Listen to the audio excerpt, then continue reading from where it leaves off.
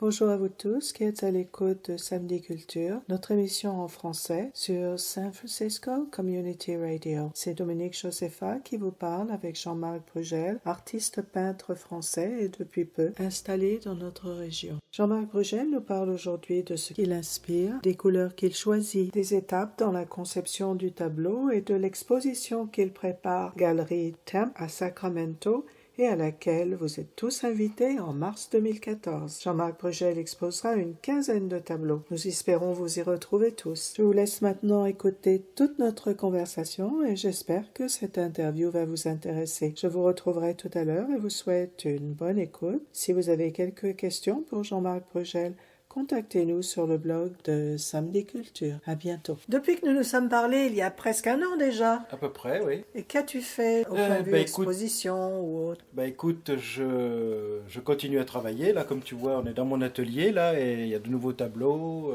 qui sont en préparation. Et puis, je prépare une exposition à Sacramento. La galerie s'appelle The Temp. Et c'est au mois de mars, donc voilà, j'ai de nouveaux tableaux en cours. J'ai envie de faire une belle exposition. Je suis très motivé et j'ai de très très bonnes idées. Et le tableau que je suis en train de faire, là tu vois, il y a une baleine. Il y a exactement 2 mois de ça à peu près, j'étais sur le bord j'étais à Point Reyes, je me promenais et en fait j'ai vu plusieurs baleines passer. J'ai trouvé ça extraordinaire. C'est vraiment de voir le jet des baleines, ça m'a vraiment, j'étais vraiment enchanté, ça m'a complètement enthousiasmé. Et dès que je suis rentré, ben voilà, j'ai peint une baleine. T'étais sur un bateau? Non, tu sais, j'étais sur la plage, quoi, en fait. Parce que je fais souvent des balades, parce que j'aime bien me promener pour réfléchir. Et puis c'est vrai que cet endroit là-bas, à Tamalas Bay, c'est un endroit de rêve. Moi, je trouve que c'est une terre, on pourrait dire, sacrée, protégée. Je sais pas, il y a une ambiance, il y a une énergie que je trouve extraordinaire. Parce que c'est une presqu'île qui rentre dans la mer. Et voilà, donc en fait, je trouve ça très très beau, très, très poétique, très, très inspirant. Voilà, je suis très heureux. Des fois, je pars le matin, parce que pour aller au fond de la presqu'île, il faut à peu près 3 heures. Donc 3 heures quand tu rencontres personne, donc il y a le vent, on est vraiment dans les éléments, quoi. Le vent, la pluie, enfin j'y vais à toutes les saisons. Donc j'adore cet endroit, et donc là, à ce moment-là, j'avais vu ces baleines qui vont vraiment, ça m'a enthousiasmé, quoi. Et là, sur le tableau, je vois la baleine, bien sûr, mais je vois aussi une femme, je vois des crabes, ah oui, et un symbole. En fait, parce que ces derniers temps, j'ai rencontré pas mal de personnes, enfin pas mal, j'ai rencontré des personnes avec qui j'ai parlé de NDE, de vie après la mort. Donc en fait, j'ai eu des discussions avec des personnes qui n'étaient pas croyantes, des personnes à qui il est arrivé une NDE. En fait, vous voyez ce que c'est, quoi. Enfin, tu vois ce que c'est. La personne, elle est dans une opération, elle quitte son corps, elle se retrouve dans un univers enchanté, merveilleux. Et en fait, les gens reviennent, ils se posent des questions, quoi. Et en fait, moi, j'ai composé un peu ce tableau avec les baleines. Enfin, vous savez, l'inspiration, la composition d'un tableau, c'est comme un carrefour. Vous voyez, il y a plein de choses qui arrivent en même temps, ça se bouscule. Et en fait, il se trouve que quand j'ai composé ce tableau, donc j'ai vu ces baleines qui m'ont vraiment, c'était beau, quoi. C'est comme un cadeau qui m'était offert. J'étais vraiment enthousiaste. Et au même moment, j'ai rencontré 2 personnes qui ont eu des NDE, et c'est vraiment, leur récit m'a vraiment enthousiasmé, quoi. Je me suis dit, c'est incroyable de pouvoir, et ces personnes, ils se sont retrouvés dans un autre univers. Et ils ont rencontré des êtres, enfin, voilà. Donc en fait, le tableau, c'est un petit peu cette rencontre entre les baleines et les personnes qui ont eu ces expériences. Voilà, je suis en train de créer ça, parce qu'en fait, le peintre, comme j'ai dit la dernière fois, en fait, il est curieux, il s'intéresse à plein de choses. Moi, enfin, en tout cas, c'est ma manière de composer. Et le symbole sur ce tableau, qu'est-ce qu'il représente? C'est pareil, il y avait mon frère qui est venu avec son fils. Il a fait du pédalo devant la maison, là, avec son fils. Et au moment où j'ai vu mon frère sur le pédalo avec son fils, le tableau est né, en fait. Voilà, il y a aussi mon frère qui est rentré dans cette histoire-là. J'ai vu mon frère avec son fils. Et voilà, je me suis dit, le pédalo, ça fait comme si on allait dans un autre monde. On serait tellement décalé dans le temps et dans nos habitudes. Je veux dire, je vois bien partir en pédalo et que la mer se transforme, que l'univers autour se transforme autour de nous. Vous voyez, enfin, le pédalo, c'est mon frère qui m'a donné cette. Le tableau est né de ces trois conjonctions, quoi. Voilà. Ce sont des images. C'est des images. Disons que pour moi, à l'intérieur de moi, pour que ça prenne forme, pour que ces idées, cet enthousiasme, ce que j'ai ressenti de joie et de bonheur et de curiosité et puis d'étonnement, pour le transcrire, je suis obligé, je suis passé par ce chemin-là. Donc le tableau n'est pas fini, bien sûr. Là. Non, il n'est pas fini, mais enfin c'est vrai qu'il est en bonne voie. Il est en bonne voie. Oui. Et qu'est-ce qui t'inspire en fait? C'est très, vous savez, l'inspiration, en fait, c'est quelque chose de très mystérieux. Je parle bien sûr pour mon cas personnel, hein, je ne sais pas comment ça se passe chez les autres peintres. L'inspiration, c'est, vous voyez, c'est quelque chose, c'est comme s'il se passe un moment dans votre vie, dans les instants, dans l'instant présent, vous avez des sensations. Moi, je le sens quand je fais un tableau. Je me dis, c'est ça qu'il faut que je mette. C'est comme si c'est quelque chose de transcendant. Vous voyez, je ressens quelque chose d'extrêmement euphorique en moi. Je fais le tableau. Je sais que c'est maintenant qu'il faut que je le fasse. Je sais que cet instant-là, voilà, j'ai reçu quelque chose comme un cadeau, une lumière, un flash. Là, je sais que c'est ça qu'il faut que je mette. Quand j'ai commencé mon tableau, là, le tableau, il se fait presque, pas dire facilement, mais si j'ai vraiment ressenti cette inspiration, mais moi, inspiration, c'est plutôt transcendance, vous voyez, qu'on reçoit quelque chose de très fort, et on le ressent en soi. Moi, ça me fait vibrer à l'intérieur de moi. Il doit bien y avoir des moments où tu as une inspiration, mais tu ne peux pas le faire à ce moment-là.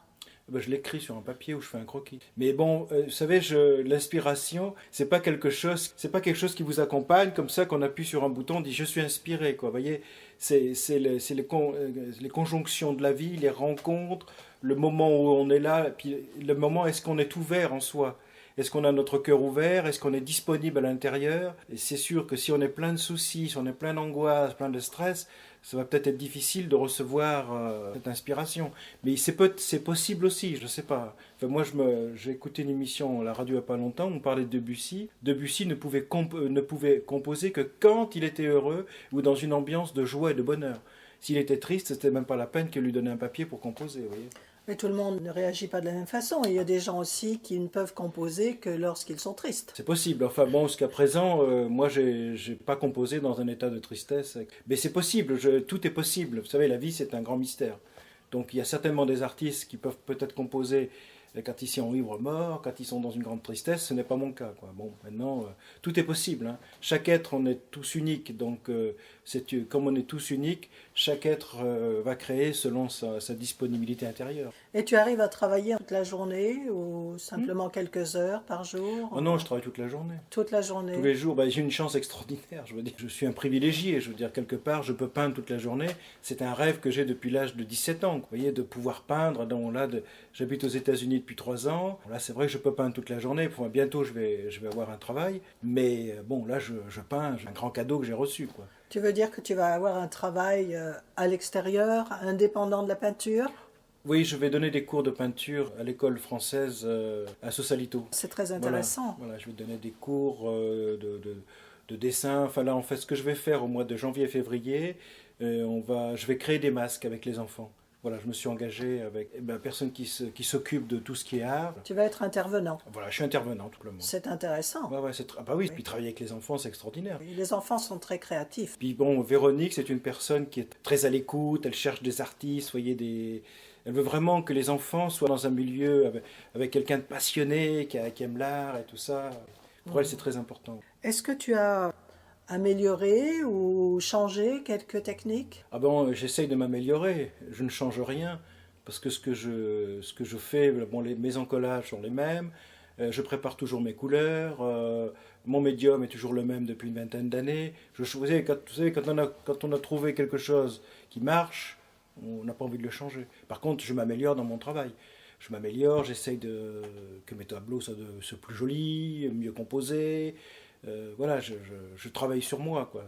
La peinture, c'est aussi un travail sur soi. Je veux dire, on s'améliore, mais si je m'améliore dans ma peinture, c'est que j'essaie de m'améliorer aussi intérieurement, dans mes rapports avec les autres. Les rapports humains sont extrêmement compliqués. C'est pas facile. Tous les jours, j'entends des gens là, à la radio ou n'importe où qui me disent « Oh là là, on va être sur le monde du verso, tout va s'arranger, ça va être merveilleux, on va tous être des frères, oh là là, il n'y aura plus de guerre. Mais moi, depuis que je suis né, je vois qu'il y a beaucoup de misère. Je vois que les peuples sont toujours aussi tyrannisés. J'essaye de m'arranger, je fais ce que je peux. Et j'accepte comme je suis, je me prends comme je suis, mais j'essaye d'avancer dans la nature, ce qui est une grande chance. Tu parlais des couleurs. Est-ce que tu peux nous en dire plus sur les couleurs de ton choix? Bah, les couleurs, c'est pareil, c'est un autre univers, quoi, parce que c'est un endroit, parce que les couleurs ont des messages à vous. Je veux dire, les hommes, depuis qu'ils ont commencé à peindre, la couleur, c'était un messager pour eux, vous voyez. Chaque couleur peut, si vous peignez un tableau, vous prenez un sujet et vous le peignez avec, par exemple, avec des couleurs froides, des couleurs chaudes, ou, eh ben, la sensation que vous aurez devant ne sera pas du tout la même. Donc la couleur, c'est extrêmement mystérieux. Et ce qu'il y a, c'est que le peintre, il va prendre de la terre, parce que les couleurs, en fait, beaucoup de couleurs, bon, aujourd'hui il y a beaucoup de couleurs synthétiques, mais en fait, il y a beaucoup de couleurs minérales. Tous les ocres rouges. Si vous allez à Roussillon en France, là, la ville Roussillon, bon, ben, quand vous arrivez devant les collines, quand elles sont coupées en deux, là, ben, c'est des œuvres d'art, là. Vous voyez, ça va du rose, du rouge, de l'ocre jaune, du tiers de sienne, enfin c'est extraordinaire. Ce que je veux dire par là, c'est que le peintre, il va prendre des couleurs de la terre, et puis il va essayer de faire un chef-d'œuvre. Ça veut dire qu'avec de la terre, il va essayer on pourrait dire ce que disait Chagall, il va spiritualiser sa matière pour en faire un chef-d'œuvre, quoi, vous voyez. Et la couleur vous aide à travers ce cheminement. Et c'est la couleur qui à travers vous résonne. Ça fait comme quand vous tapez sur un tambour, il y a un écho, ça, vous voyez, les rouges, les jaunes, enfin. Moi, on me demande souvent, qu'est-ce que tu aimes comme couleur? Moi, en fait, j'ai pas de choix particulier. C'est comme la musique indienne, vous savez, les ragas qu'on écoute à certaines heures de la journée. Moi, il y a des couleurs que je vais utiliser à tel moment. Là, en ce moment, je serais plus tenté d'utiliser les couleurs froides. J'aime beaucoup le vert en ce moment. Mais il y a des tableaux que j'ai peint beaucoup avec du jaune. Vous savez, c'est lié avec l'émotion intérieure. Le pourquoi, le comment, difficile à expliquer, hein. Est-ce qu'il y a des couleurs que tu n'utilises jamais? Ben, pendant des années, je n'ai pas utilisé le noir et j'ai commencé à utiliser le noir. Il y a des couleurs comme ça que j'utilisais très peu. Et les couleurs extrêmement ternes, les noirs, les terres d'ombre, ouais, toute cette gamme de couleurs, je les ai très très peu utilisées. Je commence à les utiliser parce que j'avais peur de ces couleurs. Comment peux-tu expliquer cela? Ben, peur d'une couleur parce que le noir, vous voyez, c'est le deuil, c'est le noir, c'est le néant, c'est le vide, vous voyez, ça fait comme quand les gens, je vous parlais tout à l'heure, qui ont fait des NDE, avant de rentrer dans le tunnel, ils sont dans le noir, ils ont quand même un grand stress. Avant de voir que dans le tunnel, il y a une lumière qui va s'éclairer, le tunnel va prendre une couleur complètement féerique. Voilà, le noir, c'est quand même une couleur qui m'a créé des angoisses, mais c'est vrai que je commence à l'utiliser. Et par exemple le brun? Mais c'est pareil, le brun, c'est des couleurs que j'utilisais très peu. Parce que c'est une couleur qui n'est pas facile à utiliser, enfin qui n'est pas facile à utiliser dans mon univers. C'est une couleur qui m'est pas, c'est une voisine quoi. Vous voyez, c'est pas une amie. Je la considère comme, voilà, je l'utilise. C'est des couleurs que j'utilise très peu. Mais je vous dis, je change, hein, parce que je me rends compte qu'en fait elles ont leur qualité. Parce que le noir, en fait, je veux dire, une peinture pour qu'elle soit belle, c'est un équilibre entre la lumière et l'ombre. Donc si je n'utilise jamais de couleur sombre, comme je suis en train de dire là, bon ben mon tableau il sera quand même déséquilibré. Donc en fait, c'est ça là où je travaille, j'essaie de travailler, je me rends compte que j'ai besoin de cet équilibre intérieur entre l'ombre et la lumière. Et c'est là où le tableau se crée et où la transcendance, comme je vous disais tout à l'heure, où il peut se passer quelque chose à l'intérieur de soi. Ça se passe en soi en fait. Avant que la personne comprenne ou reçoive quelque chose en regardant le tableau, il faut que ça se passe en soi. Maintenant. Donc il y a maintenant une évolution ou un changement, une transformation dans les peintures. Ah oui, mais ça vient certainement que je suis souvent aussi dans la forêt, je me pose beaucoup de questions, je pense beaucoup, je réfléchis beaucoup à ces sujets-là, quoi. Quels sont les peintres qui vous plaisent, qui vous intéressent? Ben moi j'aime beaucoup, en ce moment c'est pareil, c'est des périodes aussi, vous voyez. Bon, bien sûr, il y a tous les grands peintres, on les aime tous, quoi. Mais par exemple, en ce moment, j'aime bien les peintres comme Le Sage. C'est un peintre qui vivait dans le nord de la France. Il y a Le Sage, il y a Beauchot, il y a Séraphine de Senlis. Disons que ce sont des peintres comme Séraphine de Senlis et Monsieur Le Sage. En fait, par exemple, Monsieur Le Sage, et il était mineur. Du tout envie de faire peinture, ça lui est jamais venu à l'idée. Puis surtout à cette époque-là, fin 19e, je veux dire, tout le monde ne faisait pas de la peinture comme maintenant, vous voyez. Donc lui, il était au fond de la mine, à plusieurs reprises au fond de la mine, il a entendu une voix qui lui disait tu vas peindre, il faut que tu fasses des tableaux. Tu verras, tu vas devenir un grand peintre. Et lui, il se retournait, il disait mais qu'est-ce que c'est que ce truc? Je n'aimais pas, je ne sais pas peindre, je ne sais pas ce que c'est que la peinture. Et la voix, pendant plusieurs semaines, lui a dit, puis un jour, il a dit bon, j'arrête, tu vas acheter un tableau. Il achète un tableau et il va chez le marchand. Alors il arrive chez le marchand, il commande de la peinture à l'huile, des pinceaux, il commande une toile. Mais ce qu'il y a, c'est que le marchand ne comprend pas, il fait une erreur. Et au lieu de faire parce que Monsieur Le Sage, il voulait faire un tableau de 30 cm par 30 cm, quoi. Il n'a jamais peint de sa vie. La voix lui disait, tu vas voir, il n'y a pas de souci. Donc il est livré. Donc le marchand lui livre le tableau, mais il ne lui livre pas un tableau de 30 cm par 30 cm. Je crois qu'il lui livre un tableau de 3 mètres par 2 mètres 50, enfin un truc, et ça rentre à peine dans la cuisine. Alors Monsieur Le Sage, trop devant ce truc, mais qu'est-ce que je vais faire? Et en fait, il s'est détendu, il s'est assis comme moi je suis maintenant, là, devant le tableau, puis il a mis les mains dans la peinture, et c'est parti tout seul, et au bout d'un mois, il a fait vraiment un tableau extraordinaire. Mais même lui, il disait, mais comment j'ai pu faire ça? En fait, il agissait avec des voix qui lui parlaient. Bon, maintenant, on n'y croit pas. Par contre, il y a une chose extrêmement intéressante, c'est que Monsieur Le Sage ne voulait pas vendre ses tableaux. Donc il y a une dame un jour, parce qu'il a eu une petite renommée, parce qu'il faisait des tableaux qui sortaient de l'ordinaire. On n'avait jamais vu ça nulle part.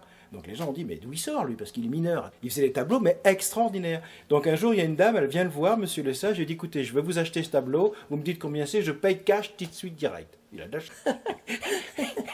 Ça fait envie. Ça fait envie. Et lui, il dit, non, je ne vends pas mes tableaux. C'est rare. Mais je ne vends rien, moi. C'est très rare. C'est pour ça que j'aime bien ce personnage, lui, il ne vend rien. Alors elle lui dit, écoutez, non, si vous ne voulez pas, alors elle lui dit, écoutez, puisque vous ne voulez pas d'argent, je vous paye un voyage en Égypte. Il avait envie d'aller en Égypte. Donc il part en voyage en Égypte avec des gens comme ça, et il arrive aux pyramides. Alors là, il est enthousiasmé. Et à ce moment-là, c'était en 1910 ou 20. Enfin, ils venaient de découvrir un tombeau. Ils avaient découvert un tombeau qui n'avait jamais été visité, d'accord? Donc Monsieur Le Sage, avec les gens avec qui il était là, étaient les premiers visiteurs. Monsieur Le Sage, donc il visite, donc il y avait des fresques sur les murs. Il rentre, il voit exactement le premier tableau qu'il avait peint 3 ans avant. Exactement le tableau. Alors il s'est dit, mais qu'est-ce qui se passe, quoi? Alors il a pensé qu'il était une réincarnation certainement d'un peintre égyptien. Enfin voilà, donc cette histoire m'intéresse. Et Séraphine de Senlis, c'est un peu la même chose. Monsieur Beauchot, c'est un peintre extraordinaire. Enfin, il y a des êtres comme ça. J'aime ces êtres simples, naïfs, qui n'ont pas de prétention, mais qui sont quand même à l'intérieur d'eux-mêmes de grands artistes. Et Séraphine, c'est vraiment, on ne parle pas, c'est une montagne, c'est une reine, cette femme. Extraordinaire. Et toi, comment identifies-tu ton style? Ah ben ça, c'est pas facile. Hein. Je vais essayer de le définir. Mais moi, justement, je suis à la frontière. Je suis à la frontière du peintre naïf. Je suis à la frontière du peintre surréaliste, entre guillemets. Moi, je raconte des histoires. J'ai envie de raconter des choses. Voilà. Maintenant, mes tableaux, ils sont basés aussi sur le symbole, parce que j'aime beaucoup la sculpture romane, j'aime beaucoup ce qui est dit sur les chapiteaux romans. J'aime la peinture à message. Moi, une peinture qui ne me dit rien, qui ne me raconte rien, ça ne m'intéresse pas. Moi, je veux que, vous voyez, par exemple, quand la musique de jazz est née, les jazzmen racontaient des histoires. Si vous écoutez sur la musique classique, les grands compositeurs, ils se basaient sur une histoire. Moi, j'ai besoin d'une histoire, ça me fait rêver. Bon, maintenant, il y a plein d'artistes, il ne faut plus rien raconter, il ne faut plus rien dire. Donc, vous prenez un seau de peinture, vous le jetez sur le truc, et c'est merveilleux, c'est fantastique. Il n'y a rien à dire, c'est que des couleurs. Mais c'est la peinture qui parle par elle-même. Moi, j'ai besoin d'histoire. Par exemple, pour la baleine, où est l'histoire? Ah ben l'histoire, c'est très simple, parce que, en fait, je me suis dit, si je me suis mis à la place de quelqu'un qui serait peut-être dans une NDE, comme ça, et je me retrouve dans un univers, je me suis inventé une histoire. Je me suis dit, c'est la baleine qui va me servir de guide. Je me suis dit, moi, je me suis vu au fond de l'eau, tomber dans l'eau ou sur mon kayak. Pas sur mon kayak, le pédalo, là. Parce que le personnage, au début, vous voyez, j'avais mis un sarcophage sur le pastel, là. Mais je l'ai enlevé parce que c'est trop symbolique. Après, sur l'autre tableau, j'ai mis un arbre. Et puis, j'ai mis un oiseau qui nourrit la personne. Vous voyez, sur le truc, là, il y aura un oiseau qui va nourrir la personne dans le kayak. Donc en fait, la personne va dans l'autre monde, mais en fait, pour aller dans cet autre monde, il faut un guide. Et sans ce guide, on ne peut pas y aller. On va tourner en rond. Voilà, en fait, la baleine, là, ici, sert de... D'ailleurs, vous avez vu, j'ai marqué « Sans elle, rien ne prendra feu ». Ça veut dire que le feu intérieur, le feu, faut le faire partir, il faut une allumette, il faut faire quelque chose. Donc en fait, dans mon histoire, la baleine, en fait, ça va servir de guide pour aller dans cet autre monde, tout simplement. Bon, j'aurais pu choisir un autre animal, mais comme je vous dis, entre cette balade, c'est une conjonction, c'est tombé comme ça ce jour-là, quoi. Puis c'est peut-être le signe qu'il fallait que j'utilise. Voilà, moi je crois aux signes qui se passent dans la journée, les rencontres que je fais, les choses comme ça. Les signes, ça me guide. Donc là, j'ai vu cette baleine, je me suis dit, il y a quelque chose. Ces baleines, avec le G, tout ça. Enfin, c'est pas tous les jours quand vous promenez que vous voyez des baleines, même en habitant ici, vous voyez. Certainement, oui. Pour en revenir à ton style, tu te catégorises comment? Bah maintenant, je préfère, parce que on met tellement de noms, je préfère rester très simple et me dire, je pense que je suis un peintre naïf, en fait, au fond de moi, tout simplement. Malgré que, alors, c'est une peinture qui est très élaborée. C'est pour ça qu'on ne veut pas me dire que je suis naïf, parce qu'en fait, le naïf, il peint ce qu'il voit, il le transforme. Mais moi, je ne peins pas ce que je vois, je peins les images qui sont à l'intérieur de moi et que je retransforme. En fait, le peintre naïf ne travaille pas comme ça. Bon, enfin, c'est des petits détails. Et tu penses que les gens te voient comment? Ça, c'est difficile à dire. Je pense que je sais pas, c'est pas des sujets avec lesquels j'entretiens. Non, les gens voient de la peinture surréaliste, ils voient Dali, ils voient Chagall, mais bon, je me sens très loin de ces deux peintres, que j'aime beaucoup d'ailleurs, hein. Moi, c'est vrai que Dali, j'aime beaucoup Dali, j'aime Chagall, mais je ne me sens pas dans cet univers-là. Mais ce sont quand même des peintres à message aussi, quoi. Quand vous regardez leurs tableaux, vous recevez un message, c'est évident. C'est des gens connectés, comme on dit, quoi. Qu'est-ce qui ressort le plus dans ta peinture? Ce que j'essaye de faire ressortir le plus, justement, c'est des choses qui m'émeuvent, qui me touchent intérieurement. Et je veux les remettre sur la toile. Vous voyez, j'essaye de créer des univers gais et joyeux. J'essaye, parce que je me dis, je veux dire, je pense que c'est pas que j'ai une âme d'enfant. Je l'ai gardée pour X ou Y raison. J'ai cette âme d'enfant, et puis un enfant, je veux dire, il est tout le temps en train de rêver, il veut des choses enchantées. J'aime les. Vous voyez, moi par exemple, ça peut m'arriver de lire les contes de Perrault.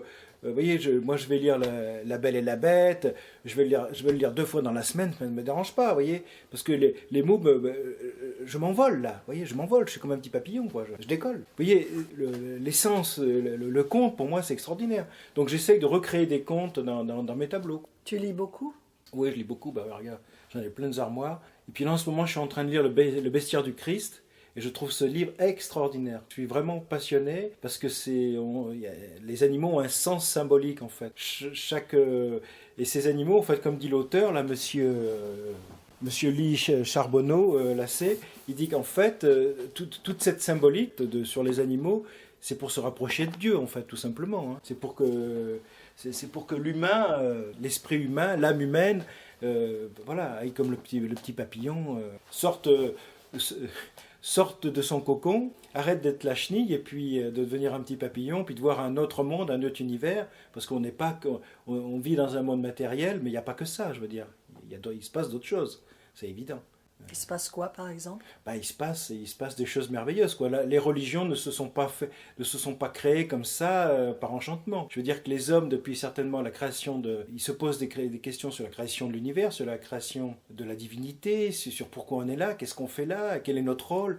Alors, c'est bien obligé de se poser des questions, et puis pour le moment, on a très peu de questions, on a très très peu de réponses. Les scientifiques essayent de donner des réponses, mais il y a des gens il y a des médiums, il y a des êtres qui ont des réponses qui ne sont pas acceptées aujourd'hui. Par exemple, on parle tout le temps, vous voyez, de l'Atlantide, mais vous voyez, c'est un mythe qui est complètement ancré dans la conscience collective, vous voyez. Est-ce que c'est vrai, est-ce que c'est faux? Mais en tout cas, vrai ou faux, ça nous fait rêver. Parce que c'est cette civilisation qui était si extraordinaire et si merveilleuse. Vous voyez, par exemple, les pyramides, on ne sait pas qui les a construites. On ne sait pas quel est leur message. Là, il y a des personnes qui cherchent des réponses, ils commencent à trouver des réponses. Il y a quelque chose. Ce monde n'est pas qu'un monde matériel. Il y a autre chose, c'est évident. Enfin, c'est ma conviction. Pour en venir à la peinture, comment procèdes-tu pour créer un tableau? Par quoi commences-tu? Comme je l'ai dit la dernière fois, souvent, Bon, ça commence par un dessin. Hein. Sur la toile. Non, non, je fais beaucoup de dessins préparatoires. Je fais des dessins préparatoires. Bon, avant, je travaillais, je me jetais complètement. Vous voyez, je suis sous le bord de la piscine, sur le plongeoir, et je plonge direct. Maintenant, je plonge, mais je réfléchis avant. Je travaille complètement différemment. Maintenant, je fais beaucoup de dessins. Mon idée, elle est là. J'ai une idée de départ, quand je vous disais tout à l'heure la baleine, les éléments, les sujets que j'ai écoutés, mon frère et tout ça. Et avec tout ça, j'essaye de créer 2-3 dessins pour créer une ambiance. Et quand j'ai créé ces dessins, ensuite je fais un pastel, ça va me donner un début de coloration. Et à côté de ça, je fais aussi une aquarelle, parce que si vous faites la coloration d'un pastel et la coloration d'une aquarelle, ce sont deux choses différentes. Donc en fait, je joue entre les deux coloris, quoi. Je vous dis, mais bon, il y a 7-8 ans en arrière, 10 ans en arrière, pendant des années, moi j'avais la toile blanche, je dessinais directement dessus, et jamais je n'ai effacé quoi que ce soit.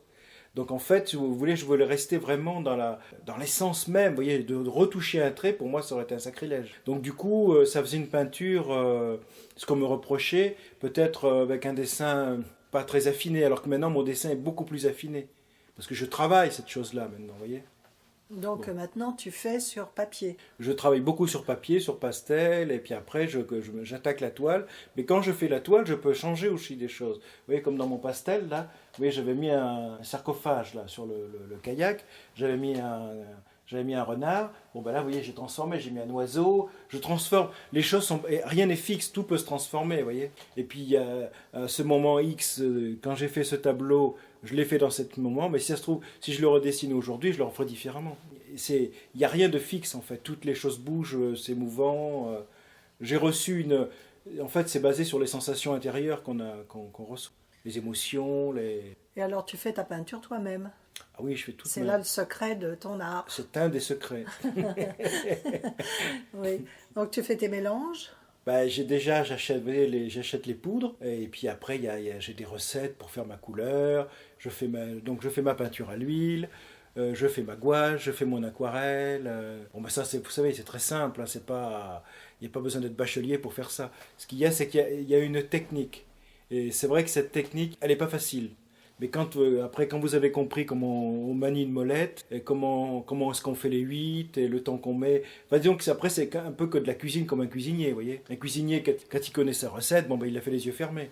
Bon, moi, j'ai mis un certain temps pour mettre ça au point, mais c'est de la cuisine, en fait. Mais j'adore faire ça. J'adore faire fondre mes résines, vous voyez, dans une casserole. J'adore faire les mélanges comme ça. C'est pas de la chimie, hein.